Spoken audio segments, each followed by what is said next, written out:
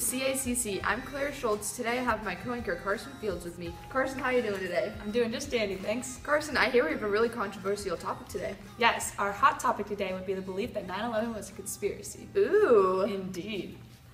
We all know 9/11 was a very emotional day for America, as two planes crashed into the World Trade Center, killing a lot of innocent citizens. Another plane was then landed in Virginia, while another crashed into the Pentagon. Researchers believed that this event occurred because Al-Qaeda wanted the United States out of their land, as they saw them as a threat to a non-Islamic state. This impacted the entire country. No one really believed that anything like this could happen in America. They had to finally believe it because it was at their doorstep. This is how non-conspiracy believers would think. People who think that 9/11 was a conspiracy think that it was a planned attack by our government, or they think the government at least had some knowledge of it. For example, the small movie series Loose Change by Dylan Avery.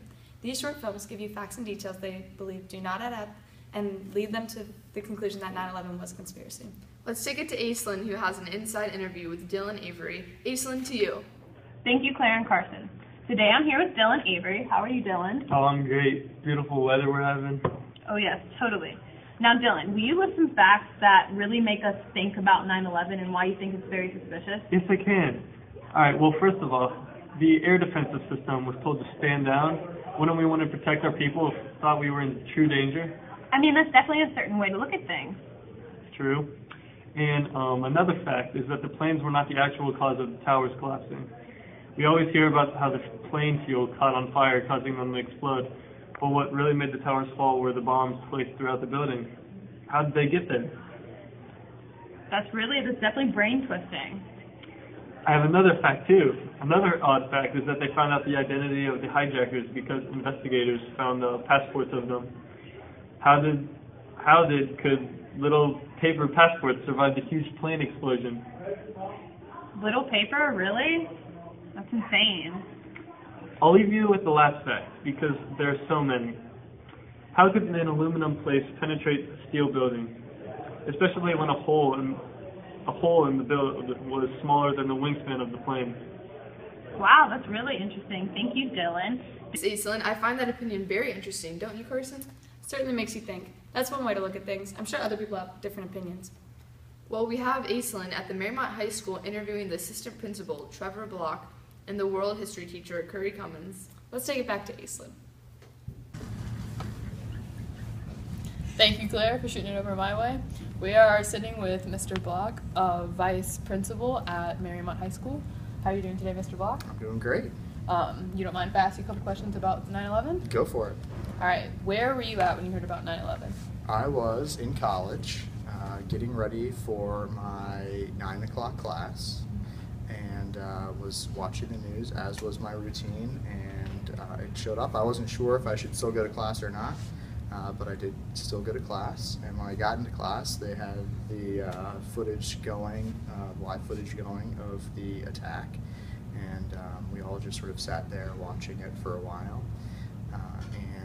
At one point, one of the students that was in my class, another student that was in the class, got a phone call, ran out into the hallway, came back in, and said that there had been another plane that hit the Pentagon, and we had not seen that on the news yet. I guess her boyfriend or something like that was working in DC at the time, so that was kind of one of the interesting things that happened to me that day.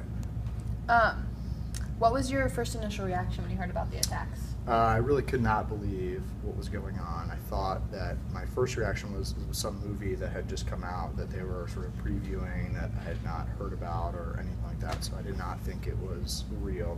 That was my initial thought. And then secondly, it was just, I can't believe this is going on, trying to think if there's anybody I knew that was working there or anything like that. So lately there have been a lot of facts to come up that people believe that 9/11 is a conspiracy. If you were to talk to one of these people, what would you say to them? Well, I think that the people that experienced it that day and that sort of new people and all of that, I think that you're probably having some disrespect to the people that experienced it that day by saying that it was any kind of conspiracy, that there was something that would set that up to affect Americans in that way, other than this terrorist group that did that to us. So I think those people are probably not grounded in reality in the right way. If you were to hear some of these facts and have somebody explain it to you, would you ever change your mind? No, absolutely not. All right, thank you, Mr. Block. And I'm here today with Mr. Cummins, a Mariemont history teacher. How are you today, Mr. Cummins? Doing outstanding. We're going to ask him a couple questions about the 9/11 conspiracy and what he believes in it. Where were you when you first heard about the 9/11 conspiracy? I was a teacher at Mount Healthy High School here in Cincinnati, Ohio, teaching world history to sophomores, and it was my 3rd year of teaching. What was your first reaction when you first heard about the attacks? I was, I think, initially shocked and concerned. Shocked that a terrorist attack of this magnitude actually had gotten to mainland United States of America. Shocked that we were vulnerable, that it could be conducted using modern transportation resources. Concerned for not knowing what is next, concerned for not knowing the answers for some of my students that they had, concerned because my younger brother, who was a history teacher at the time as well with me, was in the United States Marine Corps Reserve, so he was put on alert by the end of the school day, and we wouldn't see him for a while, so a lot of those emotions come back to me. As I was telling you guys before, we were doing a report on the 9/11 conspiracy. So recently, some people have found new facts, and they believe that 9/11 was a conspiracy. If you had an opportunity to talk to these people, what do you think 9/11 is a conspiracy? What would you say to them? Well, I think there's a lot of parts of 9/11 that you could consider part of a conspiracy theory. I think to consider every aspect of it as a conspiracy might be a little overreaching. However, I do think there's considerable questions that can be asked about portions of 9/11, and I would say that everything's on the table. That's how I would say it. However, I do believe that something did hit the 2 towers. I do believe a plane went down in a field in Pennsylvania, and I do believe that a plane hit the Pentagon. So those parts of the conspiracy theories, I am a firm believer that they did occur. All the other parameters and dynamics that go with it, I think, are up for debate. If you had an opportunity to ask President Bush one question, what would you ask him? Well, I think, watching and listening and reading about a lot of the dialogue from President Bush since 9/11, he's answered a lot of those questions. But I think for me, from a leadership standpoint, when that was whispered in his ear when he was in the classroom in Florida, what was the single first aspect that he thought he had to control? Was it security? Was it safety? Was it his safety? Was it the families?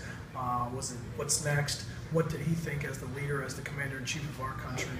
What did he think he immediately had to do as the next step? That's what I'd like to know. All right, thank you, Mr. Cummins, for spending time with us, and thank you for answering my questions. We're going to take it back to Claire and Carson in the studio. Thank you. Claire, what's your take on the 9/11 conspiracy? Well, it really makes you think when the facts don't add up. What's your take? Well, I don't think our government would do that, but everyone's entitled to their own opinion. Thanks for watching, and shout out to all our crew member, Christina. Signing off. Yeet! Thanks, Ace. Claire, what's your take on the 9/11 conspiracy? Well, I forget. Thanks, Ace. Claire, what's your take on the 9/11? Thanks, Ace. Claire, what's your take on the 9/11 conspiracy? Well, Carson. Wait, thanks, Ace. Claire, Claire, what's your take on the 9/11? Never let a wound ruin me, but I feel like ruins wooing me. Arrow holes that never close from Cupid on a shooting spree. Feeling stupid cause I know it ain't no you and me. But when you